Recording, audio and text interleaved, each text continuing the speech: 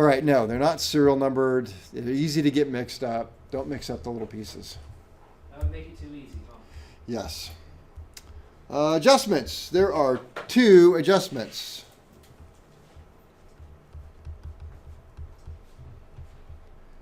What are those 2 adjustments? One is Mixture. Idle speed. sure. We'll say idle mixture. And 2 is idle speed. Wow, what does this sound like? Idle system. So the idle mixture should have what? How much?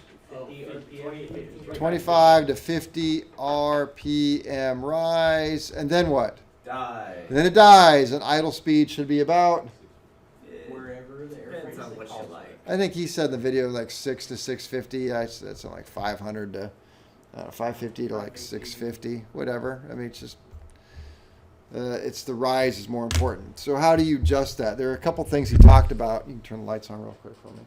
That were just slightly confusing. He talked about the master clevis list. So there's a little wheel right here that they show in the video. And if you spin this wheel too far, it's just screwed into these bars, and you can actually unscrew it accidentally. Then when you unscrew it accidentally, you have to reset it. And so there's one basic measurement that I've set this one to that just says at a certain point, these are supposed to be X number of inches apart. And so I set it to that. But you shouldn't out in the field run into that. If you're being careful, then you're only going to spin this a little bit one way or a little bit the other way. And right here, it's got an R going that way, which stands for right. Oh yeah, it does stand for rich. It stands for rich. So if you want to make it rich, yeah, you go this way. And if you want to go lean, you go the other way. For left. Yes.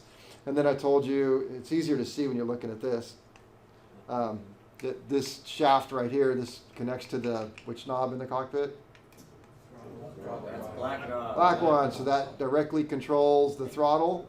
And then the linkage goes down here and controls the... Mixture control. No, not the mixture control, but the... Accelerator pump?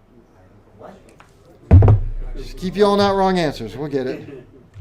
Say it confidently. The ADI system. Throttle plate and fuel control. Idle valve, yeah. Right there. Not the mixture, but the main metering, the throttle fuel valve. So this is the throttle fuel valve over here. This side is the mixture. Well, let's see. We have, that says, look upside down. ICO. I knew it said something. ICO. So that stands for? Idle cutoff. So that is idle cutoff. That would be full rich. All right. So we only have 2 things to adjust, which is Idle speed. that screw right there is idle speed. It just holds the butterfly valve open, right? And idle mixture is set right there. So we pull back on put the mixture in idle cutoff. We should see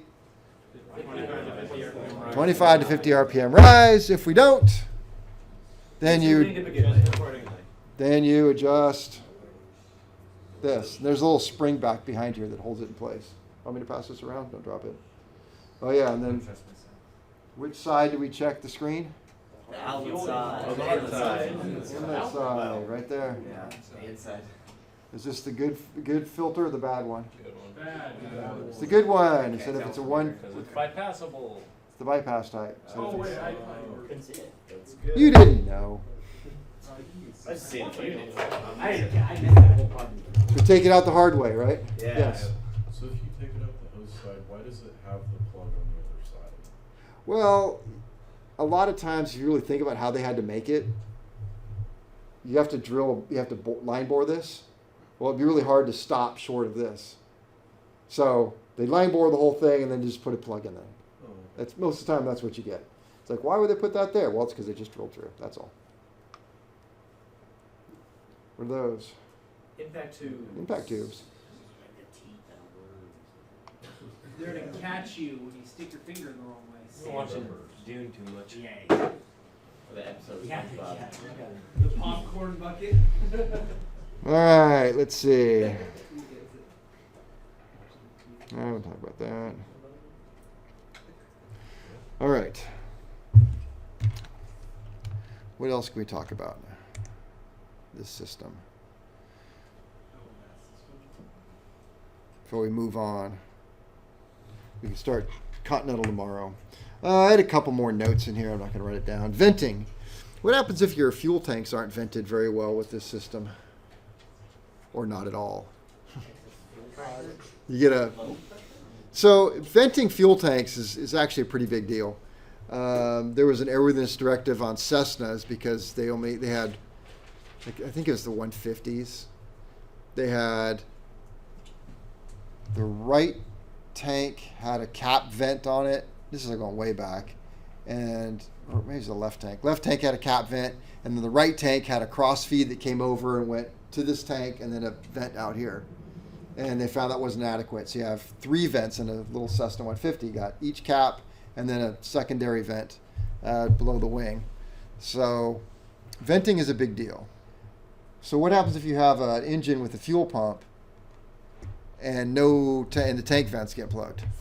You've had high head pressure in it. Like if it's a diaphragm pump, it'll.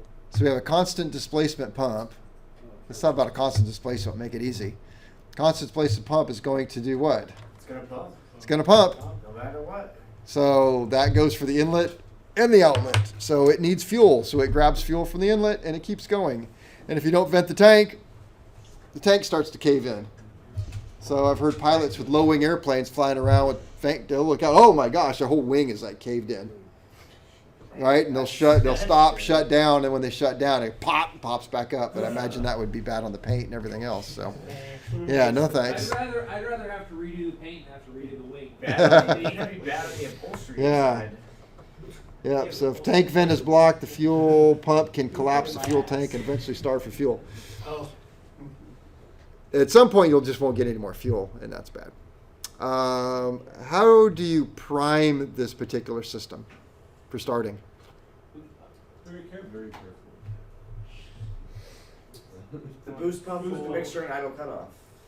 All right, so in the video, it's pretty close to the way I do it. So throttle is Quarter inch.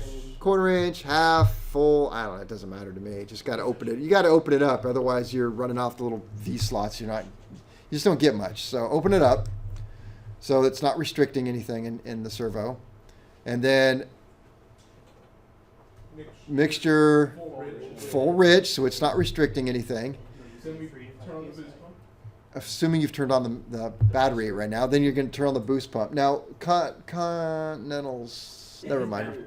We're talking about Lycoming. So Lycoming has a boost pump, 1 speed. So turn on the boost pump, and you're going to look at the fuel flow gauge. Until it starts to rise. Now, they did it really quick, so they only ran it for a few seconds. So remember, when you see the fuel flow gauge start to move, where are you getting the pressure for that fuel flow gauge? At your flow divider. At the flow divider. So if the flow divider is showing pressure, that means the nozzles are Already spraying. starting to flow. They should happen simultaneously.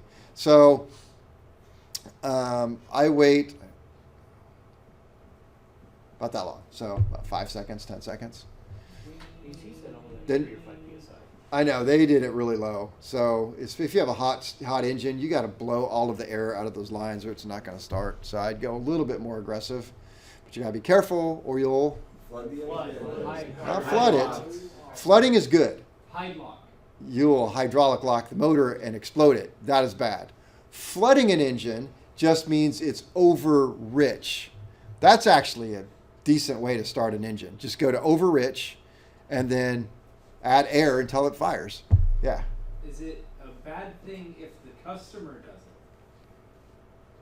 it? Doesn't that They're just paying make for it. more work? Yeah, it means more work. Where's the line drawn between super overly rich flooded and hydrolock? Like how Well, much? one blows up the allowed engine, bank. one doesn't. Probably well, the one person I know who hydraulic locked an engine, and I'm like, I said something, he goes, I didn't run it for more than 30 seconds. I'm like, oh, that's a long time. Because that is like,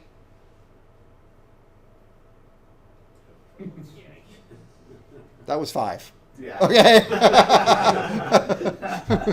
So Not more than 30 seconds. That's a long time. So there's 15 from what I said. Okay, so 15 seconds would be a long time. I was just measuring the displacement of the engine. We wanted to see how much. Yes. So all right. So we've run the boost pump till we got an indication. Climbed up, indication. They went 3 to 5. I just go a little bit higher. That's all. So that's 5 seconds. Then what? Starts climbing. Boost pump off. Mixture idle cut off.